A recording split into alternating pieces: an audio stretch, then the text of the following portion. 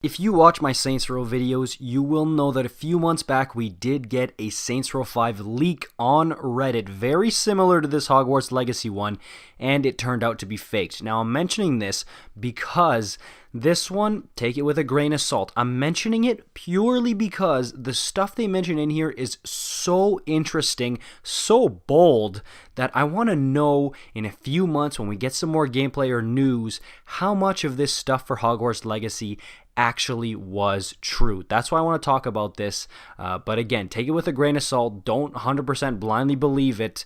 But we're going to get right into it. Don't want to waste any more of your time. Let's jump right into this leak. All right, strap in, guys, because this is all over the place, this thing. And I would say almost look at this as like an ideas and thoughts video, because again, we can't really verify the credibility of this person or anything like that. But let's still look at everything here and see how much of it actually comes to pass. All right. Okay, so gonna jump right into it to save you all time. Basically, outside QA has started taking place on Hogwarts Legacy.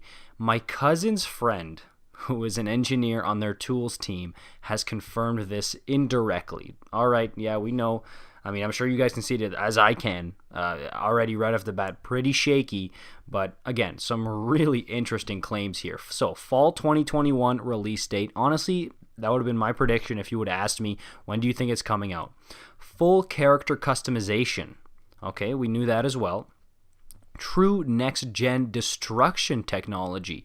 They have a lore reason with magic for how areas you destroyed are repaired when you go to these areas. Interesting. That's really cool for next-gen. Tons of classes with mini-games which improve your skills, stats, wizarding level, etc. This is stuff that I would hope would be in here since it's an RPG. Full house system. Depending on how you play, your house will be awarded or taken points away. Interesting. The end of the game will have a house winner scene, which is dependent on your house score. A house winner scene to end the entire game? I don't know about that one. That seems like something you might have as part of a mission, because that's more of a lighthearted thing you'd see in like Philosopher's Stone or even Chamber of Secrets, but I think the game's going to go a bit darker than that. I don't know if it would end with that. Young Dumbledore. Okay, Young Dumbledore. See what I mean? This stuff is bold, hey? Social systems. You can interact with NPCs similar to Rockstar's Bully, compliment, taunt them at your own discretion. Okay, similar to Bully. Taunt someone too much and they will report you to a teacher. So get out of there or suffer losing house points. Again, very similar to the prefect system in Rockstar Games' Bully. Story is very dark, comparable to the later Harry Potter movies, although it starts off somewhat colorful and happy, akin to Sorcerer's Stone and Chamber of Secrets, before going full-on Deathly Hallows by the climax of the narrative. And very interesting, eh? This is bold stuff. Will interweave with Fantastic Beasts 3 somehow. Okay, so I've read the Harry Potter source material and stuff like that, but not the Fantastic Beasts stuff. But I'm pretty sure that the timelines are different, because this one's supposed to be 1800s, and Fantastic Beasts 3, I believe, is 1940s. You guys can fact check me on that one, but I don't know, this is interesting to me. I mean, of course they could use, I don't know, maybe either the Time Turner or they could find another way to interweave, but this seems a bit off to me. Let me know, big Harry Potter fans, in the comments down there. You can visit all the popular locations from the books and movies, and even completely new ones such as caves and tombs buried beneath Hogwarts. Very, very interesting.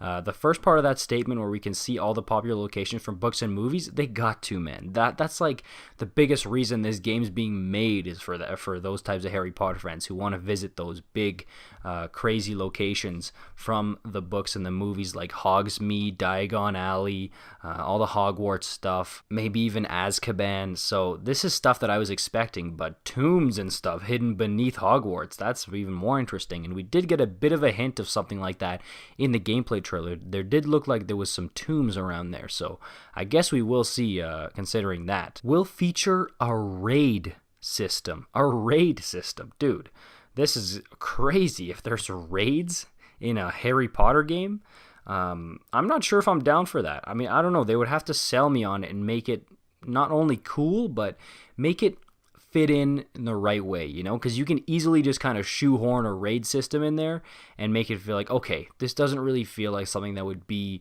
in this time period in this Harry Potter type of wizarding world, you know what I mean?